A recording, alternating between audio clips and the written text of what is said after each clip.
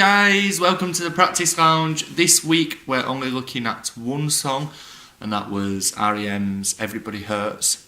This song is really typical of the style of music that was coming out of America at that particular time. So this is kind of early to mid 90s, where we have major chords, minor chords, kind of slowly picked through, and then some introspective lyrics, and REM were kind of really at the forefront of that genre of music.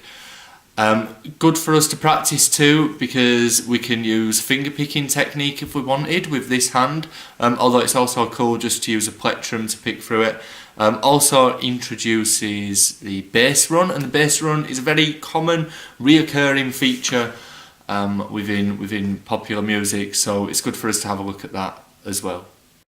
Okay, so this song's based around the D chord and then the G chord, and the G slightly different. We've got the fourth finger on the first string third fret, the third finger on the second string third fret, and then these two forming the rest of the G shape up here. The picking pattern for this is it's kind of formulaic. We have the root note and then the third, second, first, second, third strings.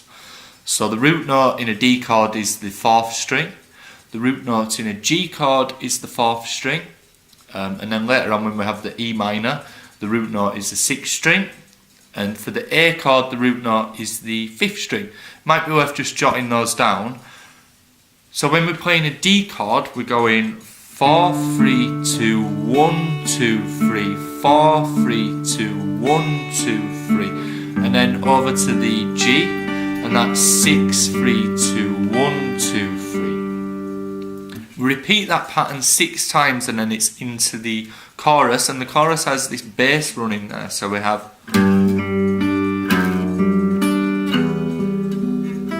So bass run is a descending melody on one of your bass strings that bridges either two chords or moves the song along from one section into the other, i.e. from a verse into a chorus, which is what we're seeing here. To do this, we play the G chord, and we pick this sixth string, and then the third, and then the second, and then this finger, the second finger, moves on to the second fret sixth string. Same picking pattern, and then over to the E minor chord, and then it's business as usual. So we return back to that formulaic picking pattern where we've got the root, third, second, first, second, third strings. We then go to an A chord, and then it's the bass run but just on its own, so there's no picking on the higher strings in between. So this bit's kind of easy. We just go back into the E minor, and then over to the A, the bass run coming up again,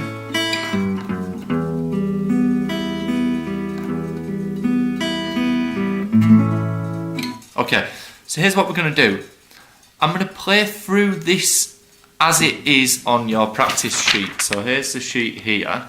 So you would normally, if you're playing through with the track, you would repeat the first 2 bars 6 times and then go into the verse. We're just going to play through it clean, so no repeats at all.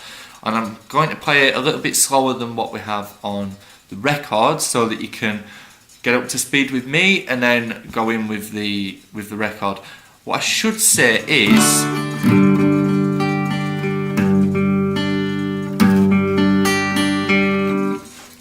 be aware of, if you wasn't in session, this here, just where it says time bar and then times 6. Now on the 6th time, we're skipping out these final 2 beats and we go straight into this bar here. Now I'm not going to do that now when we're practicing, so I'm just going to play through from here and then just go straight in. But if you want to play along with the track, on the 6th time, you miss out these 2 beats here. We did discuss that in session, and then we added in the time bar. We drew it in. If you wasn't in session, we can catch up with that next week. Okay, so here we go. After 4, 1 and 2 and 3 and 4 and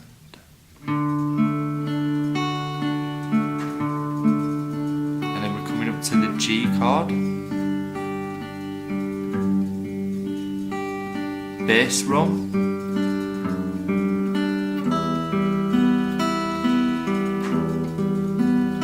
over to the A, bass run, E minor now, A chord,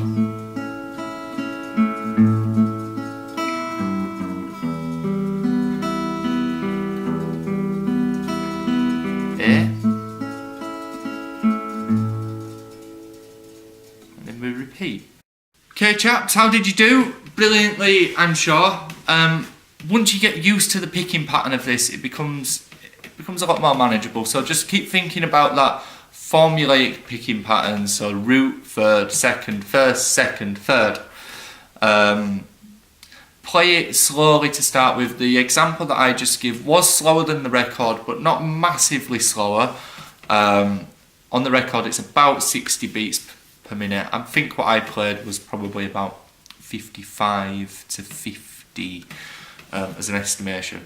The best approach with this is listen to the song, get familiar with the song, practice it without the track, then practice it with me, and then move on to the track.